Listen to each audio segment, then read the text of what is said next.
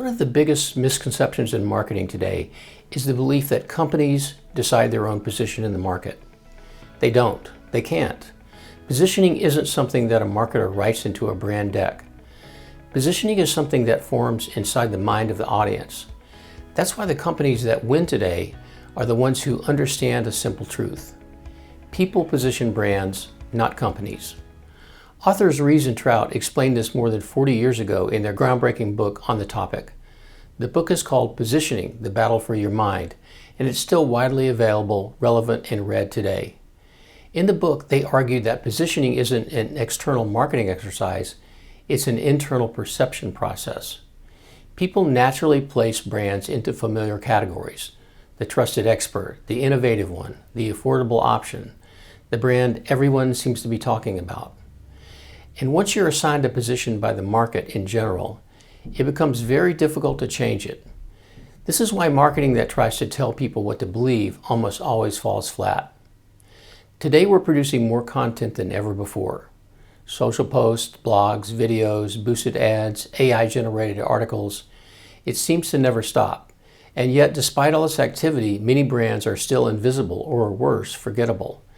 The reason is simple. They jump straight into tactics without ever establishing the position they want to hold in people's minds.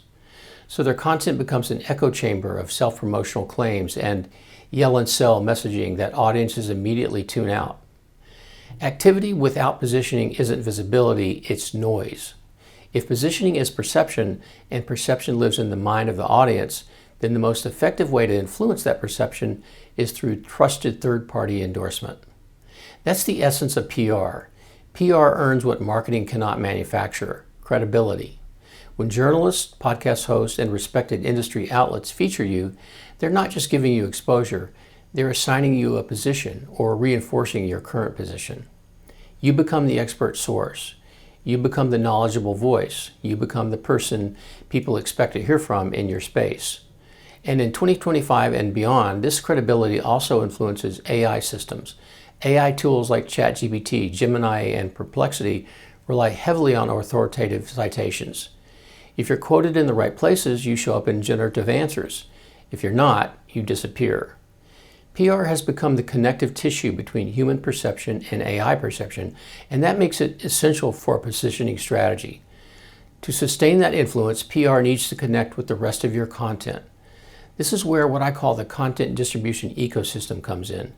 It's a system where earned media, owned content, social amplification, SEO, and AI visibility all reinforce one another.